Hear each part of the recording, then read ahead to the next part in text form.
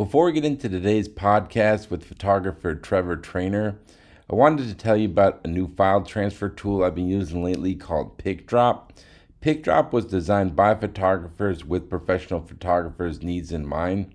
With PicDrop, you can easily upload, archive, and share files with clients, and even create private galleries where clients can make selections, leave feedback, and download their files. Prior to PicDrop, I was using outdated platforms like Dropbox and WeTransfer, but with PicDrop, they really understand what photographers need, and I can easily access my files via mobile phone or laptop and can archive my work in one safe location. PicDrop really helped me streamline my business, and with today's podcast, when you sign up for PicDrop, you will receive 3 months free of the PicDrop file transfer tool when you enter the promo code PHOTOBANTER, one word, at picdrop.com. So let me know what you think, and remember to enter the promo code PHOTOBANTER when you sign up at picdrop.com. And without further ado, we'll get into today's podcast. Welcome to the Photo Banter podcast. I'm your host, Alex Gagne, and on today's podcast, I speak to photographer Trevor Traynor. Trevor has worked with clients such as Billboard, Vibe Magazine, Adobe, NASA, and Amazon, to name a few. In this interview, I speak to Trevor about growing up in New York, how he first discovered photography through his passion for music. Trevor's work was published in the Contact High book, which documented the history of hip-hop through the lenses of legendary photographers, and has been exhibited in the Traveling Gallery show. I also speak to Trevor about his approach to motion work, as well as his love of travel. Trevor brings a wealth of knowledge and experience in the photography game, so I was excited to get a chance to speak with him about his journey with photography. So I hope you enjoy, and thanks so much for listening.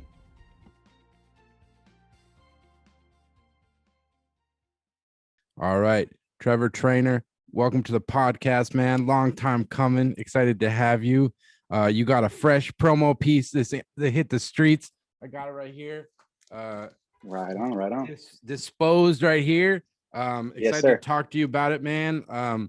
What was this kind of project all about, and like how did you kind of put this little promo piece together, I guess? Yeah, man. Well, first off, I just want to say thank you for having me, dude. Big fan of the Photo Banter.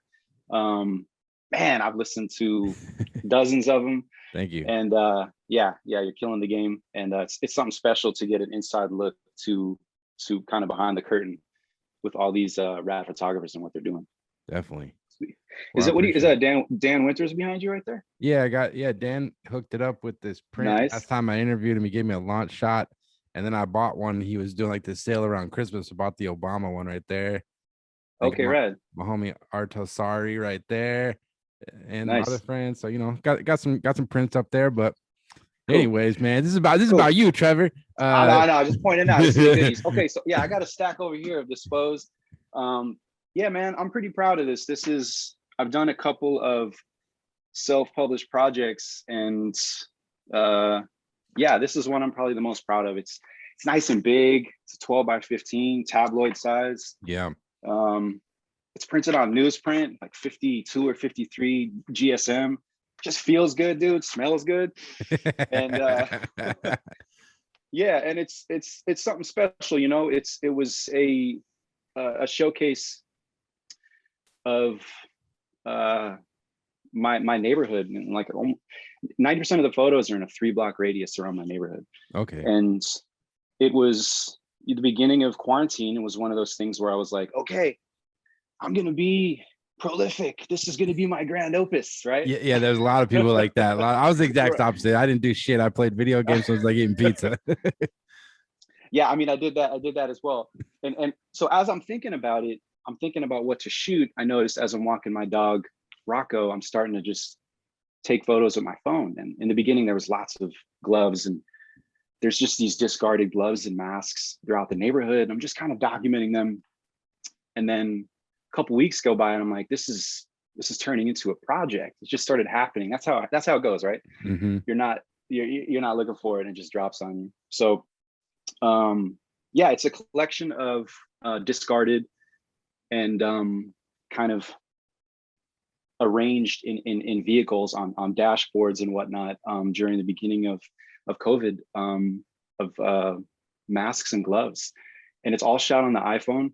and I use the second lens because it's the iPhone 11 Pro Max. Yeah, so it's got the wide, ultra wide, normal telephoto. I used the telephoto. I treated them all with like the dramatic warm, cropped them 8x10 to give it continuity, and I wanted to put something together to share because it's a historical timestamp. I think in 10 years from now, it's going to be something to look back on. And it's actually the first time I collaborated with the designer, Greg Fisk, on Instagram. He's at Nice Greg, phenomenal designer. He's killing the game. He's a young cat, and I'm grateful for it. He did this cover, and it's all 96 images. It's a splice from every image. Wow. And then just the way it's laid out, it was a nice collaboration, and it complemented the project. You know, as a photographer, I've done all my own layouts for the most part. I've done an annual book every year, and I'm like, okay, I can use my Helvetica New. I can do a minimal, some negative space layout, and you're like, I could do this. And working with the designer really took it to the next level, man. And it's printed at Newspaper Club, which is a really great spot. You got all the spots like Mad Cloud, Blurb, Paper Chase Press. You got Artifact Uprising, all these cool places to print. And I found this spot, and it's in London, and from order to ship arrive, DHL, 7 days. Wow. Like, how many did you print? So we did edition of 100. Okay. And mailing them out. It's a challenging time right now to mail them out because not everyone has a address they want marketing stuff. Yeah, that's what I was gonna ask you about. I've been asking everybody because, as you know, man, being a photographer, a lot of this, at least coming up, like the game was like meeting people, shaking hands, getting in their faces, and like trying to market your work. Now it's like this new world where like no one's in offices, and it's kind of like this weird thing. Like unless you know the person, have a relationship, just like DM and someone, hey, what's your home address? Can I send you my new promo? Right. So how have you been kind of approaching like who are you sending it to, and like how you kind of been distributing it, I guess? Yeah, so it's up for sale on my website. I can plug it real quick, trevortraynor.com/shop. And it's pretty much selling at cost, man. I just really wanted to get it out there. Typically I like to donate a portion of proceeds for everything I print up and sell. For this one, it's like it's selling for like $4 more. Like it's like negative $4 for zine, but it's all good. I wanted to get it out there, and I sent some to Printed Matter in New York, Dashwood Books in New York, and Owl. Yeah, we'll see if they scoop it. There's Owl here in Highland Park, so I'm hoping to get it in those brick and mortars.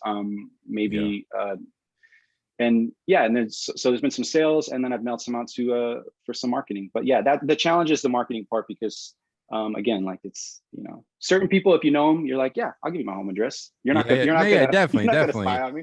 No, it's interesting. But I think you touched on a good point, man, like how you decided to partner with the graphic designer, and like, yeah, you could do it yourself, but partnering with someone else kind of can help, collaborate with someone. They have new ideas and their expertise in the stuff. Because I know myself that something I've been trying to get better at, because there's so many jobs as a photographer, especially when you're starting out. You got to be scrappy, you got to be able to do everything. But I would imagine, especially some of the work you do when you're doing advertising, it's not just you, it's a collaboration. So like kind of having that partnership and reaching out to designer, I would imagine it probably up the level of like the finished product, right? Oh, 100%. I mean, it definitely, I stepped outside my comfort zone and was like, okay, I need to collaborate with someone who can bring this to the next level and do stuff and see things in a different way. I mean, the subtlety, layouts, the font, the specific main font is an artist created that, and it emulates kind of the movement of the way the gloves and masks are found. And so, I was very thoughtful with the font that went into it, with the layout and the color play. And the geotagging and the index page is just beautifully spread out. It's one of my favorite spreads. It's just so organized. So it was, but it's, his way, he took it with some of the font and some of the layering and stuff that I wouldn't normally do.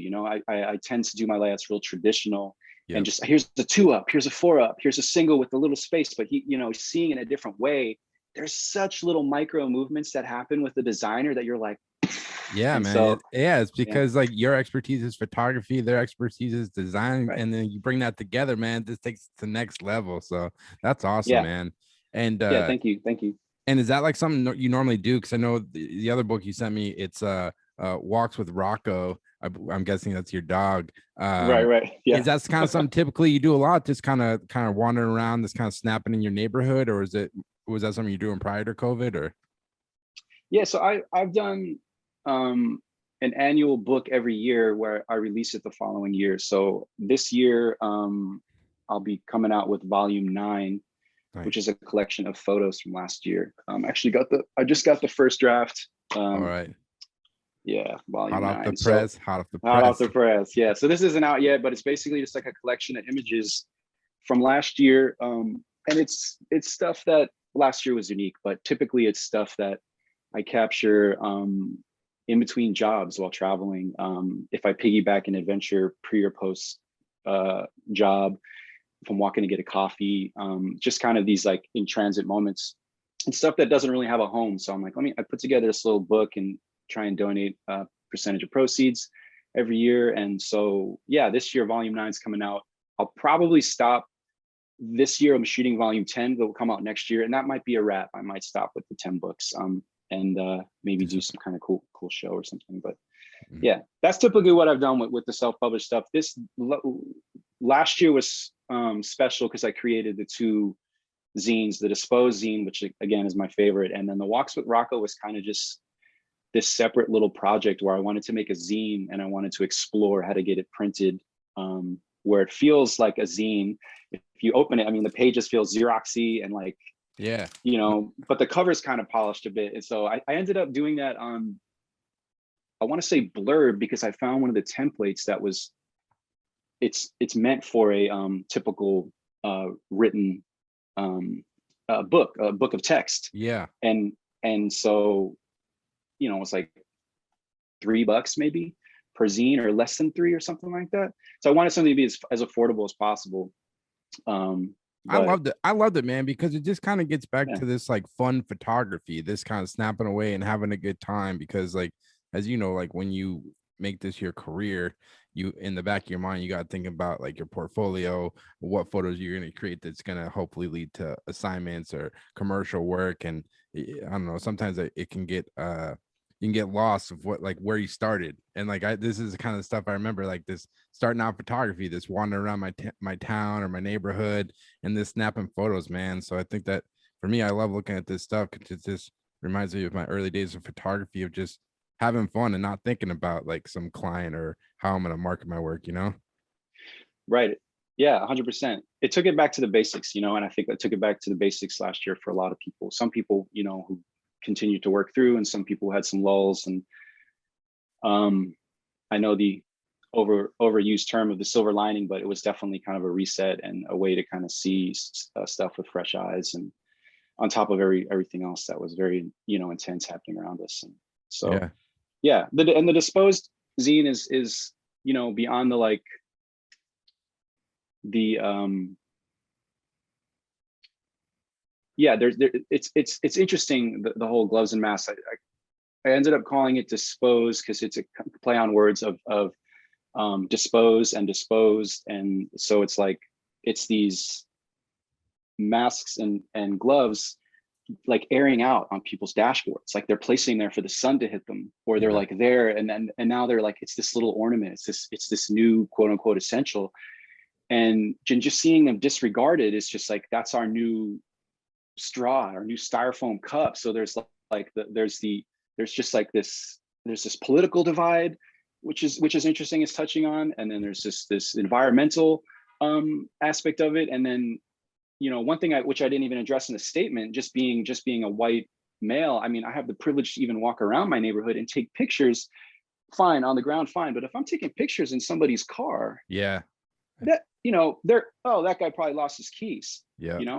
If my skin was if I was a young black man, they'd be like, are everything, Yeah. what are you doing? And Yeah. so that was definitely something I realized doing as well. I was like, this is a privilege to do that. So it's just a lot of layers to that zine that kind of touch on everything that happened last year, and it was a challenging year for everybody, and a lot of hardship and loss. So No doubt, man. It was great work. And I guess to go back, man, I was just kind of curious, like, where did you grow up and like how did you kind of initially pick up the camera, I guess? yeah, so it's interesting. I actually just bought. Let me see if I got it. I know this is mainly audio, but Yeah, it's no I'll good. speak. I'll speak to what I grabbed. I just scooped this up. It's an Imperial Lark. Wow. I've never Yeah, seen. I'm pretty. Yeah, so I guess there's a couple different ones. They have different fronts. Like this one has stars on it. It's the 127, 4x4. And so I found the exact one. I found an old picture of my dad. I'm going way back, right? Yeah, man. he's like, we don't have time for this long. No, of this a is great, podcast. man. So I found this old photograph of my dad, and he got this in 1964. Wow. He was living in Howard Beach, New York, and he got this for Easter, apparently. Wow. And so, this is just a photo Oh, of yeah, him yeah. rocking it. He's sporting it. That's Um, awesome.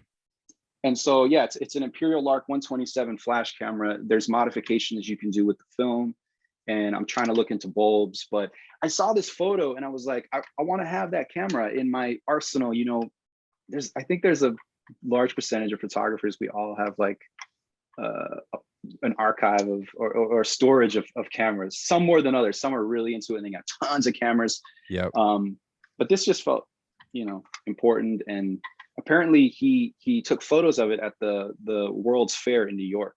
Okay. So I called him and I said, hey, if you could find that old film, I'd love to see the photos of the World Fair. So we'll see.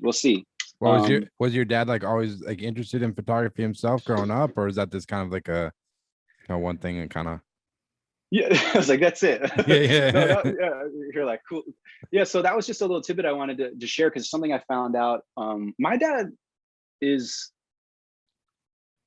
in my eyes, kind of like a Renaissance man. I mean, in reality, he's a Renaissance man. And growing up, at one point, he had a Nikon FM, he had a Canon F1. Nice. And my mom worked for United, and we were fortunate enough to do some traveling when I was younger. And so where it all started for me was after a trip, we'd, after dinner or something, go in the living room, we take out this Polaroid projector, and it was a slide rail. It wasn't like click, a carousel. click. Yeah. Oh man, that sound. I was like, I got to hit the button, and I just remember seeing those photos, and it was so fascinating to me, looking up at the wall and just remembering all these little instances and moments and certain things I could see in a photo. It's like I could still smell that, or I could and I can just like visually remember some of like the textures and moments. And they had one of those little portable, slide viewers, like the little mini one. It's basically just a light table. And yeah, I had one. So I would he'd stack them in the trays, and I would just go through there and just look at them. And I found a couple busted ones, and I remember just like pulling the film out. I'm like, this is just this little sheet of film. He'd shoot slide. So for me, that was where I started with slide film. And that I ended up doing I ended up doing a course in high school. And in college, I went to the University of Boulder, Colorado. Mm-hmm. University of Colorado in Boulder, excuse me. And I went in, and it was business. I'll do business, Yeah. And it was like, the college experience. I'm trying to figure out what to do, and the tuition was out of control for out of state. So I was like, let me take a year off. Let me get in-state residency. It's something dramatic. It was like, I want to say it was like, it's $30,000 if you're out of state and like $3,000 if you're in state. It's ridiculous. So yeah, I do a night course, like a basic photo night course. And yeah, I think it was just getting a response of, hey, you're doing some interesting stuff. I was experimenting in the darkroom.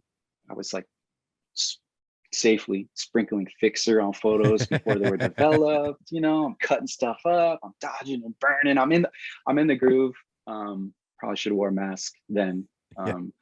But just experimenting. And then when I went back to school full time the following year, I just jumped right into photography and fine art, and did some mural classes and some alternative process classes and some photo bookmaking classes. Wow, man, real artsy. I love it, dude. That sounds great. So was it kind of Yeah. more like a fine art driven kind of program at Boulder? Yeah, for sure. That was it, you know, where I think at the same time photographers were going to SVA, it was maybe that, but also there was the fashion and commercial in mind. Colorado was definitely more fine art, at least when I was there. But yeah, it was exciting, and there were walls you could rent in the hallway of the fine art building to show your work. And so I ended up putting some stuff up, and then I just enjoyed the way of putting work out there, and it was like this friendly, healthy competition amongst my peers. And so I was trying to be as prolific as possible and put up work, because I just had this really strong conviction with photography. And so yeah, it was an exciting time, and that kind of launched me into just like, okay, this is what I'm doing. Like I've heard you say on several podcasts, it's like, this is it, man. So Yeah, we've this journey, you know, buckle in, let's get to work. let's get to work, man. So yeah, and then that it's just, you know, I can keep going, but I don't want to get, you know. No, man, Yeah, we're here to hear the story, man. I love it. Yeah, because like what kind of stuff what kind of stuff were you photographing even like when you're in school and stuff? Because like looking at your work now, it's a lot of really nice portraits and some other great stuff. But like what kind of stuff were you photographing, and was there kind of any early kind of influences on your work or anything like that? Oh, for sure. Early influencers were Philip Lorca de Corsia. Legend. For sure. I think there was a photograph, two photographs I can think of. I think one was called Igor, and it's a man sitting on a train with a goldfish in a bag. Okay, I don't know if that's the title of it. Yeah, unless that's Bruce Davidson. That might be Bruce Davidson. But there's another Philip Lorca de Corsia photo where it's somebody with a fridge open, and they're looking into a refrigerator, and it's lit from the refrigerator. I just remember flipping through that book, and it felt like movie plates. It felt so cinematic, and I was like, these are like, this is a movie frozen, like this is a paused frame from a movie. Like it just had that cinematic. So I gravitated towards that in school. And you know, Sally Mann, Marilyn Mark, Gregory Crutzen, you know, just seeing vast, amazing setups. So yeah, all the classics. And I was shooting cross-process stuff and experimenting with macro insects and overlaying portraits. And wow, that's really cool. Yeah, it was fun. I was doing music at the time. I was me and my buddy, we formed a hip hop duo called Dragons of Eden, aka Ed and No Dieu. All right. I won't go too in the weeds with that, but so we were doing that, and we were making music, kind of dusty backpack rap music. And so yeah, that after I left Colorado, I went back to New York. And so my brother was making beats in the hip hop arena. I got two brothers. My younger brother had a music label, indie label called Mondrian Sound. And my older brother was a producer. Aesthetic wise, you could compare it to like just some dusty RZA beats, you know, some real New York dusty beats. And he was producing for, you know, Drez from Black Sheep. He was working with A$AP Rock, Dugius, Mike and I from Freestyle Fellowship. Just heavy hitter. So at the same time, I was using a Hasselblad, I think at the time, maybe this is 2004, I want to say. And I was learning how to integrate people into a landscape. So that was my introduction into that. Was the portraits ended up being hip hop photographs, rappers, portraits of rappers. And so my brother would, in the beginning, they would exchange a 16-bar verse. So like AG from DITC would come over, drop a 16-bar verse in the studio, and I would shoot portraits of him and his crew and Party Artie, rest in peace, Party Artie, and Digging in the Crates crew for their promo photos. Yeah. So we started a hustle to do that, and that's kind of how I started shooting in the rap scene. And my first editorial shoot was Saigon and Jim Jones for Rhyme magazine. Wow. Yeah, so Hasselblad, no lights, just light meter and a 501 CM and maybe like 2 rolls of film. I definitely, yeah. Yeah. No, because like when you got to New York, like you said, you're like making music yourself. You had that duo, and now you're kind of shooting photos. Like at that point, were you like was photography like kind of your main thing, or was it the music, or like when did kind of photography kind of take over and make that your career? I guess. That's a great question. Yeah, so about 2006, we put out an album, and after that, I realized, okay, I have a choice here to be putting one of these skills as the, you know, in the forefront. So yeah, I chose photography, and kind of just, yeah, that was it. It was I don't know, it was about 5 years where I was doing making music, and it was fantastic. But photography was definitely my first passion. But it was a beautiful segue because it made sense to me because I understood what it was like to do a 8, 16, 24, 32 bar verse, to different styles, to rap on tracks, studio stuff, live stuff, backstage etiquette. Just I kind of understood all that, and it felt like I was able to navigate better when I would figure out a way to get backstage. Yeah, because to get portraits down the line. Yeah, because you're a part of the community. You have a respect for their art craft, the music, and everything. And I'm sure that goes a long way when you're kind of collaborating with like big hip hop artists. Like I know I was excited to talk to you. You got a chance to photograph Rakim, one of the best rappers of all time, man. Like, Right on, yeah. what was that for? What was that kind of experience like, getting to work with someone like him? Yeah, so Rakim, that was, I ended up moving to San Francisco after New York, and so I kind of started shooting for some magazines in New York, Elemental Magazine, Rhyme Magazine. So I kind of started to build up some photographs. And in San Francisco, it was a different scene. And I did kind of like this guerrilla style approach to getting portraits. So I was so passionate about it.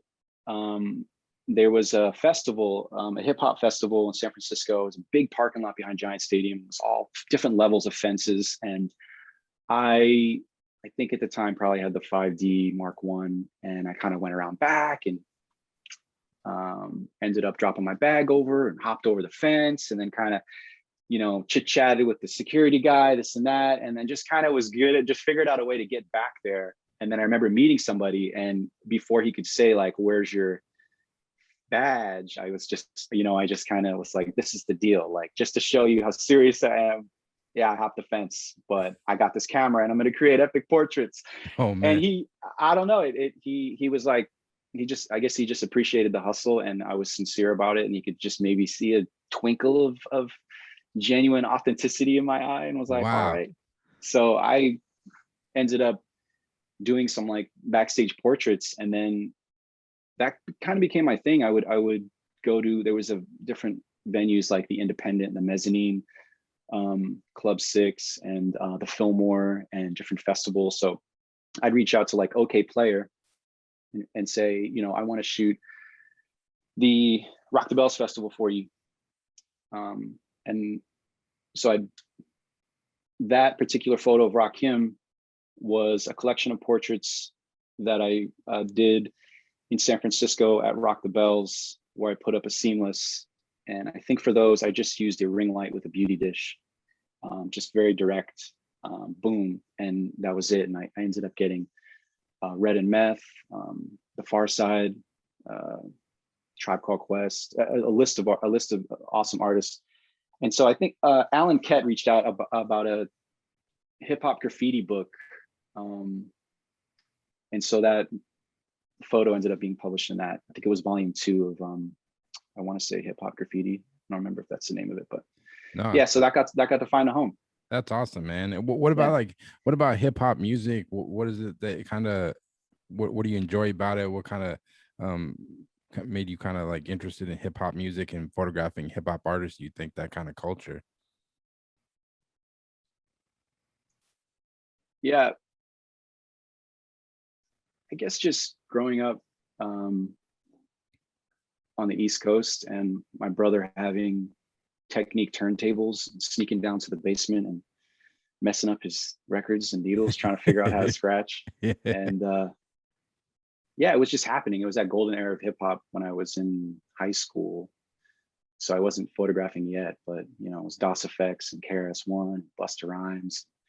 All the cassettes were dropping, and What were some of your favorites when you look back, like those kind of early tapes, cassettes you got? Like, what are some of the artists that kind of stick out in your mind? Your kind of all-time faves, I guess. I had my first car was a 1983 Honda Accord hatchback. I had it tinted. I had a little bazooka tube in the trunk, 200 watts, self-amplified bazooka tube, and I had this awesome little cassette holder in the back seat. And I remember a few of them. It was Busta Rhymes, Disaster Strikes, KRS-One, I Got Next, Channel Live. It was Smith and Wesson. I mean, just Everybody. all in that lane. Yeah, and I remember that car got busted into. I pulled up to Club Essos, feeling good, man, bumping the tunes. You know, I had my Tommy Hilfiger like Bubble Goose jacket on, put it in the trunk. I mean, just come on, dude, just a full-on mark out there. Like, all right, yeah, we're gonna rob for this fool. Yeah. And so we went into the club. I came out, and the jacket was gone, the bazooka tube was gone, but they left the tapes. I was like, they left the tapes. So, but yeah, that was those are some of the cassettes that I fondly remember that era. Yeah, it's wild thinking back, man. Like when I come up, going to like record stores and buying tapes, and then CDs, and I have like a thick book in my car, and it still blows my mind now when I think about like having the like Spotify and shit, man. You literally have every song ever. And like kids nowadays don't even understand it, man. Like back then, like getting a new CD was like a big deal because it was like wasn't cheap as a kid, man. So it's crazy to see where music has gone, you know. Yeah. What was the first cassette you remember getting, or if that was pre your era? What was your first CD? CDs. I was big into like I had like Nirvana. I remember listening to Nirvana MTV, like Nirvana Unplugged, that live one. That was incredible. Then I was big into Silverchair, Green Day, like Blink 182, just all that like skateboard, skate rat stuff, and then probably like some like Metallica and I don't know. Yeah, it was just a mix of that stuff. Those are the ones that kind of stick out in my mind. Yeah, right on, man. Yeah, my first concert I ever went to was Fugazi at the Palladium. So It wasn't all hip hop. Yeah. That's a good first concert to go to, man. If only I had a camera. I was too young. I might have been maybe 13. Yeah, I was a youngin'. I went with my brother. Yeah, you ended up getting to be part of the Contact High book, which is one for me, like that's such an incredible book. It's just kind of like a retrospective of like hip hop culture and all the amazing photographs and photographers that have kind of contributed to the history of that medium. How'd that kind of come about for you? I think they featured like a contact sheet of a portrait of Kool Keith, I think, right? Yeah. Vicky and Contact High, she started, I believe, a blog with Mass Appeal called Contact High. Mm-hmm. And I remember she did a show at Photoville, New York, in the containers, and I was part of that show. And yeah, there was a book in the works. So I actually pursued her once I knew that, and I was like I was digging in the archives. I was like, what do you need? Like, how can I be a part of this? You know. So again, back to just hustle and getting after it, and so I had a few shoots I had done with Kool Keith. I had one I did for Rhyme Magazine, which were in the classic New Yorker hotel, it was Elemental Magazine. And he was in the bathtub holding a blow dryer, eating food in the bed. It was so very Kool Keith, you know, like bizarre Halloween lighting, like bottom lit, and just we were experimenting. But the 5 years later, 5 years earlier, I had met him randomly on Canal Street. He was buying jewelry, and I had my Hasselblad on me. And I think having that Hasselblad, people would look at you and go, okay, serious. That's a legit, serious. And then so they'd give you the time of day, and we ended up taking a quick couple of snaps right outside jewelry shop at Canal Street, and then we popped down the subway and took a couple and peace out. And yeah, that was the one that landed in the book, and I'm grateful for it, man. I'm in good company. I think like Esteban's the page before, and Dude, Clay Pickens Gordon, rides a dude, great. Gordon Parks, Yeah, man. Gordon Parks was in yeah, that show. Insane, dude. Like, I don't know. I'm sure. yeah, Did you end up going to the actual live show, like the gallery exhibit at all? yeah. I know there was one at ICP, and then there was one here in LA at the Was the Annenberg maybe or Annenberg. Yep, exactly. That was a fantastic show. Yeah, it was beautifully done. Yeah, man, special stuff, amazing stuff in there. yeah, I There's a loved it. big elf. Yeah, I love that big elf photo on the staircase. There's slight movement to it. Just so many classics. Yeah, Definitely, man. yeah. I was honored to be a part of that book. Yeah, it was awesome. And like, who were like some of the first clients like you started working with? Like you mentioned, like Rhyme Magazine, but like when you kind of got to New York, like a lot of people kind of go that route of like assisting other photographers before they kind of jump into shooting. Or what was kind of your foray into the kind of commercial photo world, I guess? Yeah, so I actually never got to assist anybody. I would have, Mhm. gratefully. I only reached out to a couple people, but I think at the time, my email was probably not so great. Just a young kid being like, yeah, what, I didn't. So I think I reached out to like Jeff Browse and Jonathan Mannion, Yep. two totally different photographers, but just Yeah. to show you like this, that was the range. And yeah, I actually and then ended up being in a couple books with Jonathan Mannion, so that was cool. But yeah, I mean, I loved his work, and so what was I saying there? Yeah, I So guess I was just saying, like, when you yeah, kind of started, you got to New York and you're trying to like start working with clients. Like, I know you mentioned Rhyme Magazine, but like, who are right. kind of some of the first clients or magazines that you kind of started working with, and like, how are you kind of getting your foot in the door? Yeah, so Elemental Magazine was in Brooklyn, and I had done a couple shoots for Rhyme Magazine, and I ended up doing my first cover. And Rhyme Magazine was based in Los Angeles. Actually, Esteban Barril shot most of Rhyme Magazine, and it was a dual cover. My second cover for Rhyme was Redman, and I remember he shot the other cover, and I was like, "Hey, what's up? I shot the East Coast cover." He's like, "Yeah, cool." He shot. I shot 12 already. Yeah, and we're homies now, and actually, my partner had assisted him back in the day, so it's a fun That's me. Yeah, full honestly, one circle. of my Yeah, favorite photographers of all time, man. Can't sing that dude's praises enough. yeah, he's hilarious too as a human being for sure. Yeah.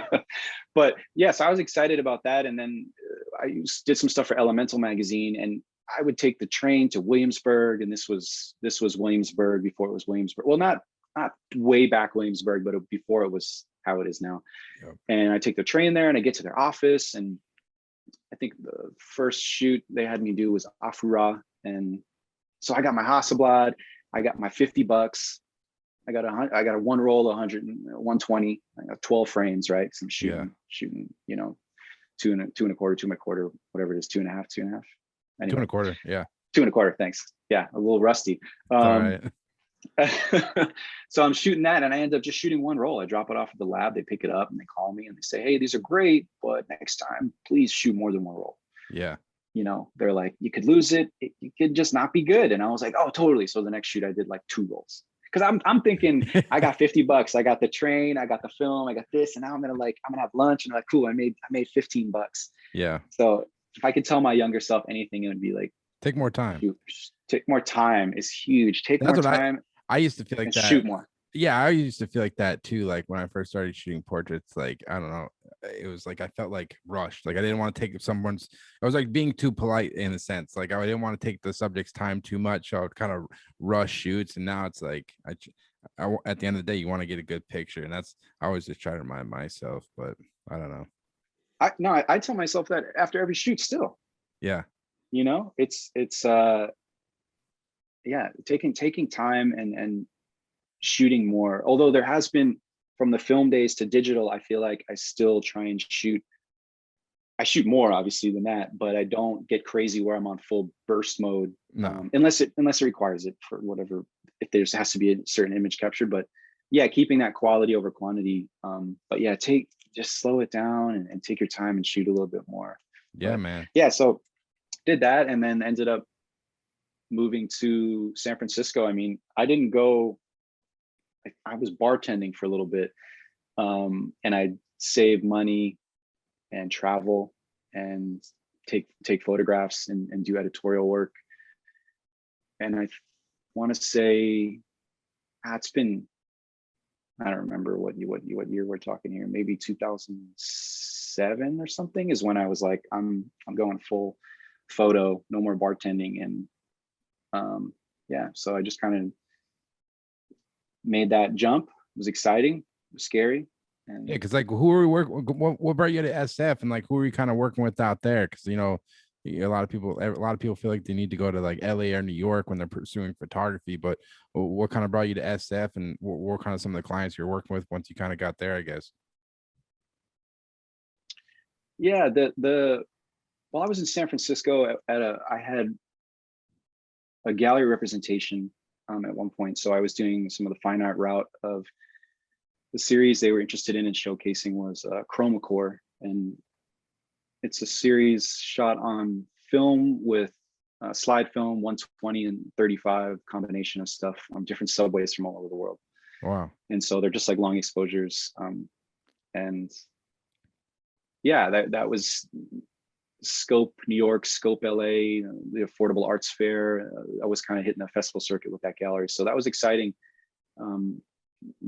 selling some art and kind of getting into that whole world.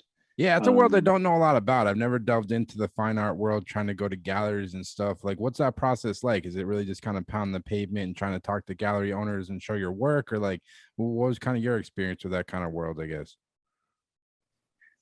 I remember going to Chelsea and looking at all the shows. I remember looking at Pietro Hugo's show in a gallery of the Hyena and Other Men, and just being like, this is amazing. I want to do this. Like, and picking up the show flyer, I have collections of those all over my wall. And yeah, New York was interesting then, and maybe it's still the same, but you kind of walk into the gallery and maybe the person at the front desk will look up and you're like, look down, you're kind of like, you know, it's all quiet and you're like, am I supposed to be here? They're a little bit dressed all right, like, what's going on? And so that kind of highbrow vibe and yeah, I think obviously back then, I mean, I'm still honing in my skill. I mean, my stuff back then was, I look at it, I'm like, wow, I can't believe I thought I was a photographer then. I mean, I still think that now. I know that. I know that feeling. Yeah. And so with the combination of that and not really knowing how to approach and just going in and trying to figure stuff out and submit stuff, I remember I would make copies of slides and I would submit a sheet of slides and different stuff. But it's an interesting time. I mean, especially now, not to bouncing all over the place, but with NFTs, I mean, they're kind of disrupting that world a bit, and we don't need to go into NFTs because I know you touched on that. But I got some people hate the NFTs. You bring it up, man. I did like an NFT episode, and like people talk about it. Either it's people love it or people hate it. It's a touchy subject. You did it with Jesse Dittmar. Yeah, Jesse Dittmar, and really great photographer. Yeah, indeed. We don't have to go into it, but there is something interesting, and he touched on it about the blockchain technology and like a string of numbers associated with it, and kind of definitely being but it's such a new. It has a lot of interesting applications as a store of value. And so, yeah, we'll see how that goes, and if that disrupts the gallery world or there's a smooth transition. Man, I look at any new outlet for artists to make money. Fucking have at it, man. Go get it. It's good. Yeah. I think people will have to be smart about how they mint and put out their work. It can't just be a money grab because people know right away. I mean, you have to have a thoughtful story and be passionate about it. So we'll see what happens. But yeah, that's what else? So gallery, San Francisco, shooting. I kind of have always done a little bit of everything. And I know that's something back in the day, the teachers say, like, find your lane, find what you shoot. And we all have our styles, right? I think that's one thing, but I think there was an era maybe it could have been during the film or digital transition, but where people were like, they had their lane, like, I shoot food, I shoot this fashion, I shoot this, I shoot that. And so when I kind of coming of age, like out of the film was transitioning to digital, and a lot of friends just kind of stopped and were like, film or nothing. And so I wanted to embrace that and try and be on the, you know, the cutting edge side of things, from the transition to film and digital. Still shoot both, but dive into it with digital. And even this digital to mobile, or like micro cameras, you know, amazing cameras with image stabilization, and the lenses and the bodies and amazing dynamic range, and those Alpha Sonys are bananas. And like, Yeah. you know, DJI's got partnered with Hasselblad, and they got banana drones that are like super detailed. And so I'm fascinated by all that. And then now with just in the art world with NFT stuff. So I'm interested in it. And it's like, but I think it's, people can easily drop off. And that's okay if that's whether they're dropping off or they're just like, hey, I want to just continue just to do this, and that's fine. But I've always just appreciated the transitions and tried to adapt, not just to stay relevant, but it just intrigues me how it grows and progresses. Yeah, definitely, man. I think at the end of the day, like, yeah, like you're saying, like some people, I don't think you really have to have a niche. Like at the end of the day, if the work's good, the work's good. Like there's great photographers that are incredible portrait photographers, and they can also shoot incredible still life. Not everyone can do that.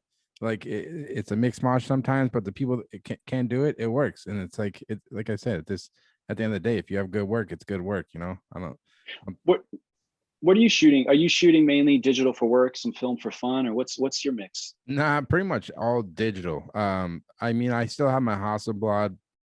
I haven't shot it in like years, like 4 years, because I think for me, the way my brain works, it's just easier for me to have like one kit just to kind of shoot with, rather than like, I know some people are really great at like jumping around different formats and stuff, but for me, I just like having my one camera, my set of lenses, and my lighting, and that's kind of what I stick to. This to kind of simplifies it for myself, you know.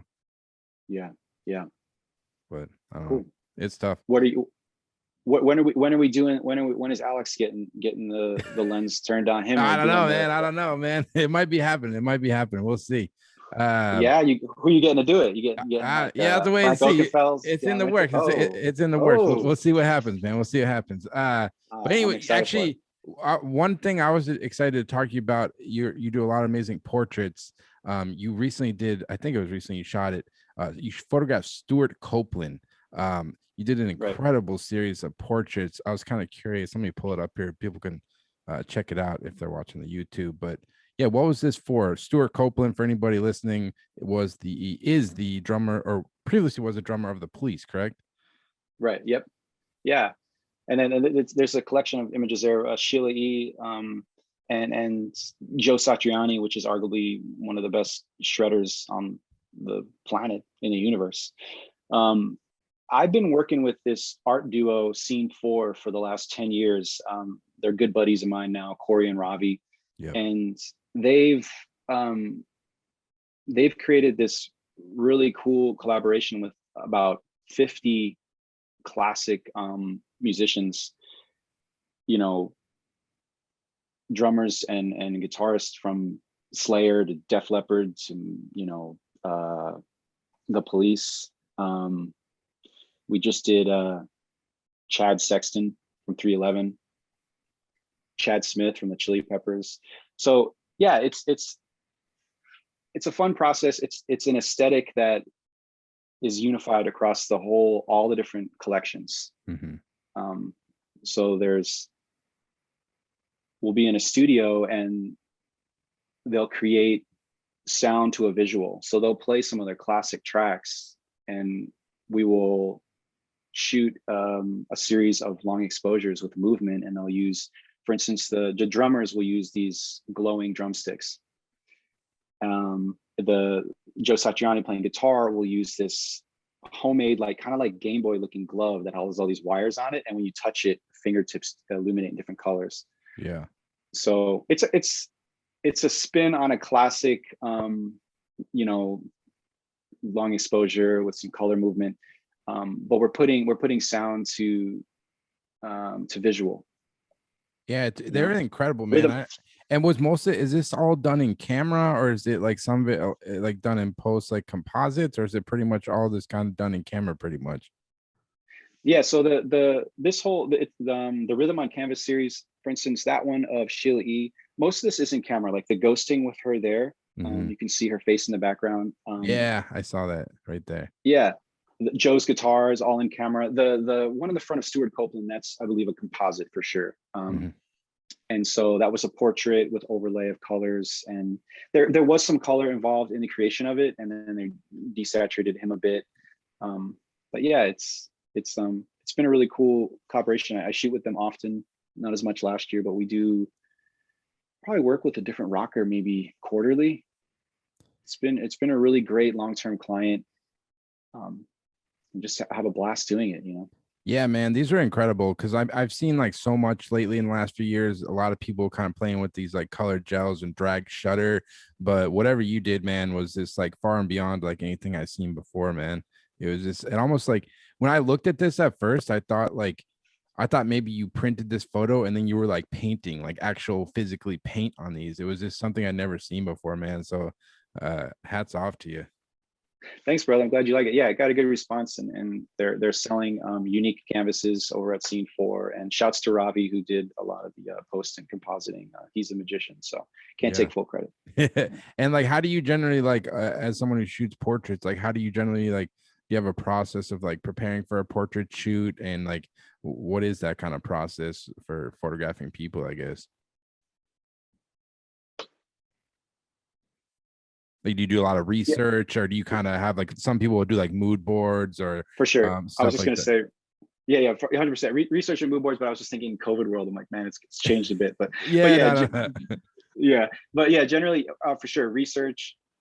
If it's a musician and if they have something special coming out, getting a link of their upcoming project and marinating with that, playing that over and over again. Mood board for sure, and it just depends. I guess it depends on how big.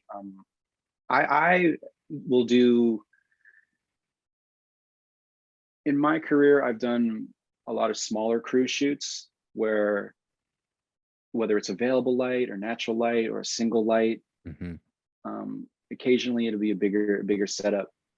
So it just depends. I mean, I just did a shoot for Arizona State University Thrive magazine, and that's not out yet. And shouts to Jeff Newton, who's a great photographer who recommended Amanda and I, because he's out in New York now. And that's a great thing too about the community and just like word of mouth, you know, recommendations, fantastic. And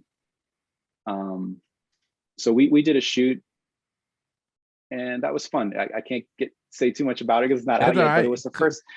Yeah, it was the first shoot Amanda and I did as we co-shot. So it wasn't we're not trying to do a JUCO or Day 19 or Sean and John thing. It Yep. was the first thing where we're getting credited together. Interesting. Yeah, it was fun. It was a fun challenge. We work a lot together. We assist each other a lot for different projects. So yeah, That's she's an awesome. amazing photographer. She's done stuff for Netflix, Wired, Time, Bust. All right. Yeah. I'll have to talk to You should. Yeah, I'll you have should to get talk to her next, man. No, that's Yeah, awesome. yeah. And the one thing I was excited to talk to you about, I saw on your website, you did something, I think in 2016, you traveled with NASA on part of, I believe it was called Operation Icebridge over Antarctica. What was that all about? Yeah, so Operation Icebridge was a pretty special opportunity. I traveled alongside Zaria Foreman, who's an amazing artist. And Zaria was the lead artist, and I believe the first artist ever to travel with NASA. It's like a 727 or 757 giant jet. It's got dual turbine engines on either side. So there's 4 of them. It's fully fitted, gutted. It's gutted and fully fitted with like science instruments. It's a full suite. So it's this just giant earth science vessel that we put in maybe 26,000 miles over a week and a half. Wow. Over Antarctica, where they're surveying the ice. So we're in the sky for 12 hours a day. We flew over the South Pole. It was fantastic. It had its challenges, and I had a pretty sketchy experience because with some turbulence, because they can't when they're surveying the ice. they can't break course. And I don't quote me on this because I might not have the right jargon, but I think when planes land in airports, they have like towers that they ping off of in order to stay on target. Yeah, Yep. exactly. So they use that technology to stay straight when surveying this ice. And so when turbulence hits, usually a plane will adjust to go above or below or move, navigate to get away from it. You couldn't do that in this case. I mean, you'd have to break it and then start over. You have to break your flight pattern and then start over for your survey. But so yeah, turbulent had hit on our first flight, and I'm sitting next to Zaria, and they have these old school first class chairs that they've connected in this plane. They're spaced out, and we got the headset on with the mouthpiece, and it's got the old school like fighter jet oxygen masks that'll be there just in case they're just dangling. Everything's dangling. There's wires everywhere. It's fantastic. And it starts getting choppy. I'm like, all right, you've flown a bunch. It's no biggie. And I'm just noshing on like cashews and almonds. And I'm stuffing them in my mouth, and I'm just starting I'm such a dry mouth, and I'm just putting them in there. I just didn't even realize I was doing it. She's looking at me. She's like, it's pretty wild. And I'm like, yeah. And I'm nervously just eating these nuts, and hopefully she doesn't mind me sharing this, but she looked at me at one point. I was getting crazy, and she's like, well, if we're gonna go, this is a pretty cool way to go. And I was God, no. I was like, that is not what I want to hear. And then it settled, and your adrenaline spikes so much. I forget what it's called. Maybe it's called EPOC. It's something where you kind of get like tunnel vision and just kind of fall asleep. I remember the pilots at this point had their oxygen masks on, and I remember waking up and walking to the front and looking around, and everyone was sleeping. Just that like spike in adrenaline. But the pilots weren't. You get in there, they're wearing their masks. I walk in there like, hey, what's up? And I go sit back down. I was like, whoa. And that was the introduction of that. And we logged another like six days, 10 to 12 hour days. So I was photographing aerial shots for her, and she's an amazing artist who does drawing and pastel on paper. So I was there shooting that for her to use for reference. That's incredible. Cool. Yeah, that was incredible, man. And even just like anybody following along on Instagram, it seems like travel and just the outdoors is a big part of your life and work. And like, what is it about travel and kind of, I guess, the outdoors that kind of inspires you think? Yeah, so I just like adventure. I like seeing new things.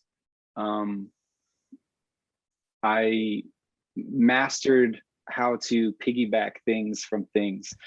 A job to a fun journey to maybe a little sponsored project. And right before COVID hit, I was gearing up to go do a job for Lindblad and Nat Geo to document a ship they had up in northern Norway called the Endurance. Yep. Through Lindblad expeditions. So I had a whole agenda. I was excited. I was going to go to Stockholm, and I was going to document the underground for my long going train series. Then I was going to hop over there and document this art installation in Norway on this ship. Zaria ended up curating a show called Change, and it's the first ever permanent art installation on a ship. And I was fortunate enough to be one of the 50 artists in the show. So it's really cool. It's some photos I took of Greenland. And it was really exciting. And I pitched the idea. I said, hey, I'd love to document this installation. Yeah.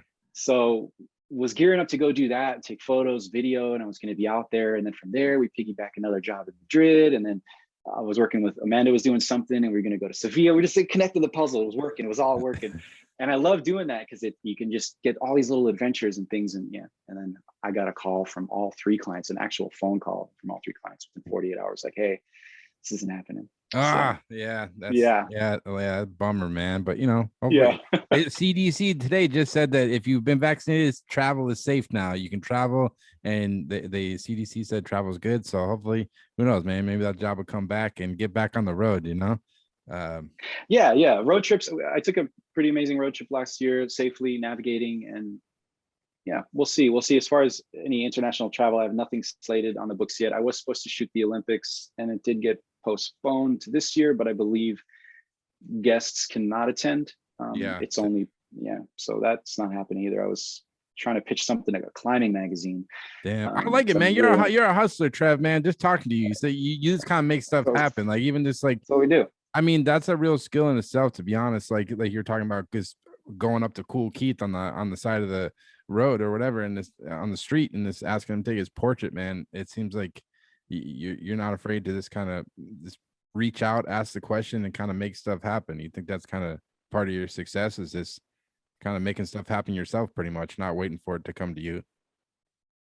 Yeah, it definitely comes in waves. We'll have our lulls as artists, but that is kind of my approach to it. I think I thrive under pressure a bit, as much as I wish I didn't. I like to do pre-production and be organized, but I also like a little bit of that pressure.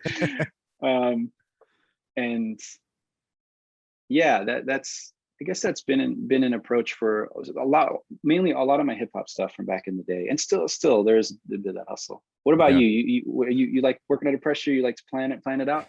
Yeah, no, I mean, like I have a general plan, but as you know, like sometimes you never know, especially with portraiture, you never know what you're walking into a lot of times, especially when it's environmental portraiture. You can have a plan, you can scout it, but who knows that the day you show up, it can be a complete 180. So it's just kind of rolling with that punches. But I love it, man. That's what keeps it exciting. You never know what's kind of, but so far, so good, man. Every time I show up, I get the job done, and still out here doing it, but you never know.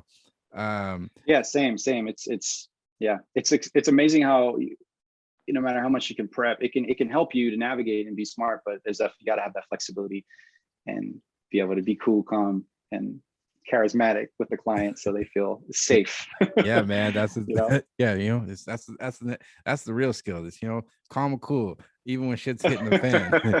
Just sweating profusely. Oh, we're all good here. Yeah, man. Yeah, this is normal. We did this last week. Yeah, I'm just eating nuts the whole time. Like, oh, we're good, man. I'm just like, what are you doing? And another thing interesting about you, I know you started your own kind of like media company called Memoryscape. I was just kind of curious, like, what was kind of the goal with that, and what kind of stuff do you kind of work on within Memoryscape, I guess? Yeah, so Memoryscape, I started it a few years ago, and it's me and my partner, it's just a small production boutique. We focus on, the site's kind of just a quick, simple splash page. It showcases a lot of tech stuff from clients that we've worked with. But yeah, there was a bit of tech events pre-COVID, where we bring in teams of videographers and photographers and documents pretty amazing events. And then some of the more fun stuff, which I was kind of shifting to, was some adventure commercial stuff, working with World of Greenland and Visit Greenland, that tourism board. Mm-hmm. And some of the documentary or interview series style stuff, mini docs. We did some work with Christie's and did a couple of interviews for their showcases. So yeah, it's a great way to I had a bunch of great people I was working with all the time. And I was like, okay, let's, I'm going to put together this production boutique and kind of, it really kind of just focused in on that tech world. So it was fun. I love all that stuff. It's exciting, and you're constantly just learning stuff. So. No, I think it's smart, man. And like the one thing I was going to ask you, is there like any advice you kind of have for like still photographers that are trying to make that jump into more like motion work? Because as you know, it seems like every job now, if it's stills, there's always like some motion component. It might just be little like behind the scenes, or it might just be putting together a little 15-30-second spot. But what seems Memoryscape, you guys do the motion work. So is there any kind of advice you might have for like still photographers looking to make that leap into more motion work, I guess? Yeah, I mean, this day and age is so easy, especially with the cameras. You can easily just flip a switch, and some of them have the auto focus, auto follow with stabilization. You don't even need a stabilizer or gimbal. Mm-hmm. Yeah, I'd just say experiment. But yeah, you're right. Clients do want it. With the shoot we just did, they wanted photo and video. I'm, as of late, moving forward, working more with DPs and shooters, and I'll bring somebody in to shoot the video aspect of it. I have a tendency to be able to see everything when I step back a bit more than the directorial kind of vision. Take the gear out of your hands and everything just, when I pick up the camera, I'm just like, boom, I'm there, and then it just opens up. So I think knowing when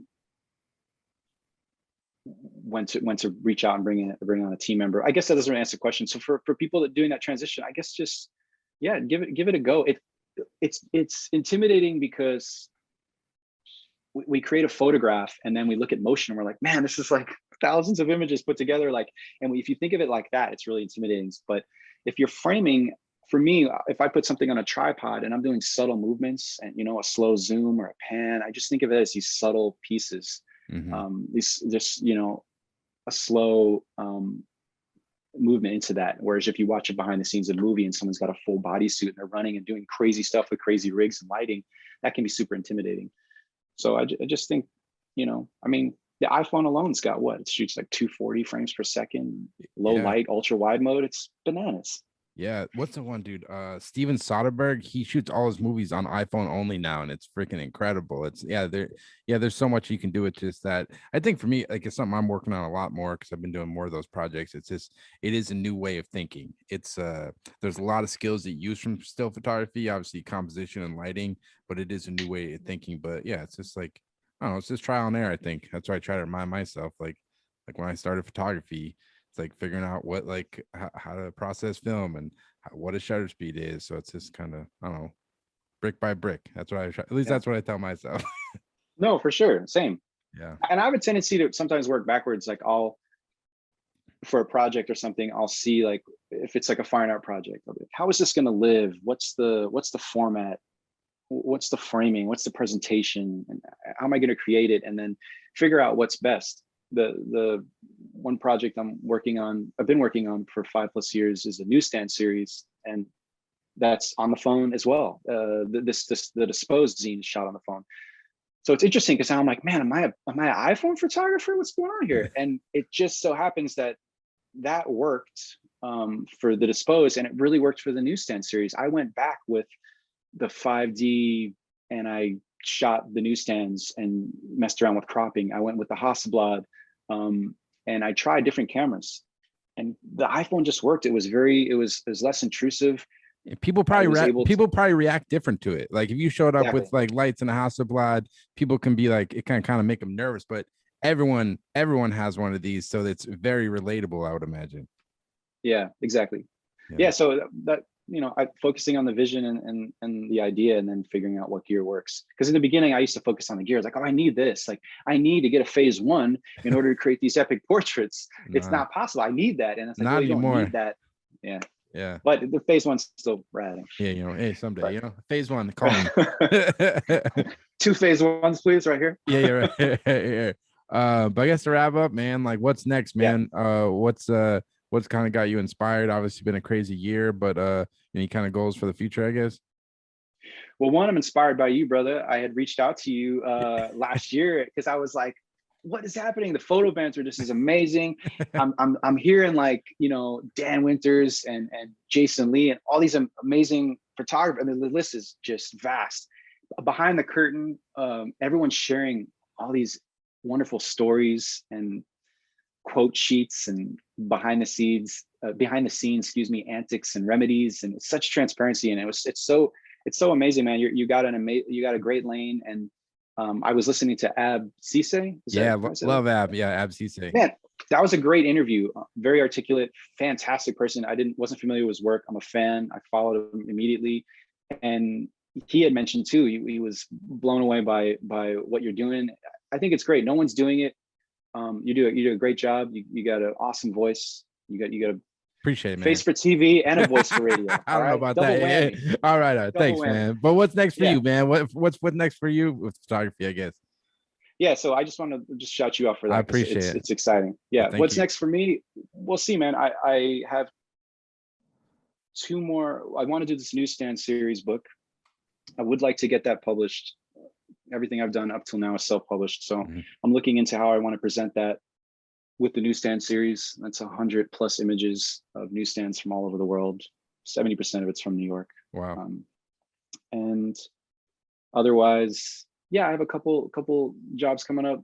There's definitely will be adventures on the horizon. I haven't dialed anything in yet. I'm itching, man. I'm ready to hit the road, man. But that's awesome, man. Well, Trevor, dude, I can't thank you enough for taking the time. And for people listening, if they want to check out your work, or you're still selling your Disposed, the promo on your website, right?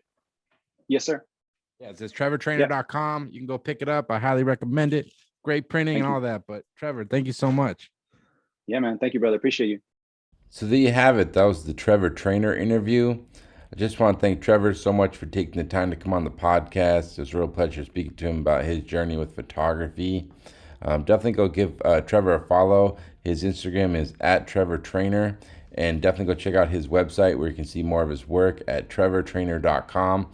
I'll put all the links in the description, but definitely go check out his work. He's always got cool projects he's working on. And as I mentioned at the beginning of the podcast with this episode, when you sign up at picdrop.com, you'll get 3 months free of the PicDrop image transfer tool.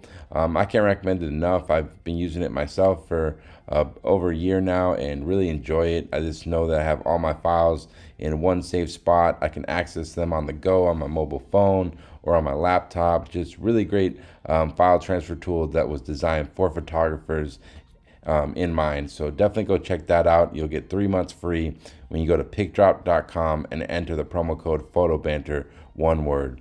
And as always, I'll be having weekly podcasts every week on Apple Podcasts, Spotify, as well as the Photo Banter YouTube page. So definitely go check that out if you want the video version. And as always, thanks so much for listening and take care.